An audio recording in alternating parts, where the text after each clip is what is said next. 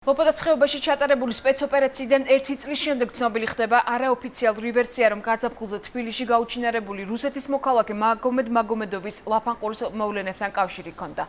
ამ ინფორმაციას პანკიში მაგომედოვის ახლობლები ადასტურებენ. რასაც ცხადებენ დაკარგული დაღესტნელის ოჯახის წევრები, ნახეთ ჩვენ სიუჟეტში. ამ კადრებზე მაგომედ მაგომედოვია. სამხედრო ფორმაში ჩაცმული ახალგაზრდა დაღესტნელ მებრძოლს გავს, თუმცა მისი ახლობლების განცხადებით იგი უკანონო შეიარაღებულ დაჯგუფებაში არასოდეს მონაწილეობდა. 24 წლის დაღესტნელი გასულ წელს მეუღლესთან ერთად საცხოვრებლად საქართველოში ჩამოვიდა, თუმცა ამ გაზაფხულზე იგი უკანასკნელად ნახეს. მას შემდეგ რაც მაგომედოვი 19 აპრილს თბილისიდან გაუჩინარდა, დაღესტნელის დაკარგვის შესახებ არაერთი ვერსია გაჩნდა.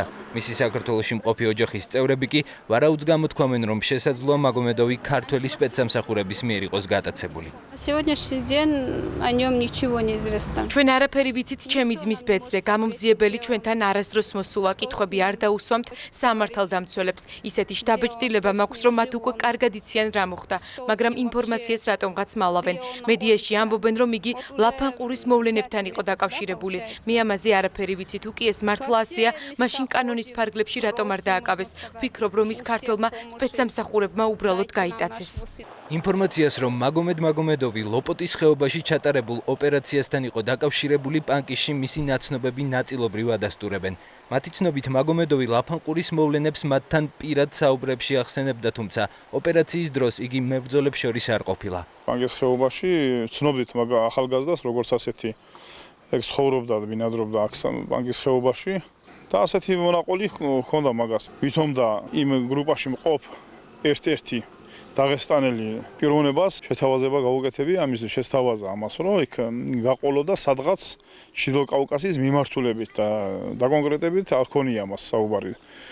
ხო და ამან ახლა დროის და საერთოდ სიტუაციის გამო უარი განუცხადა და უთხრა, რომ ეს არ არის მისაღები.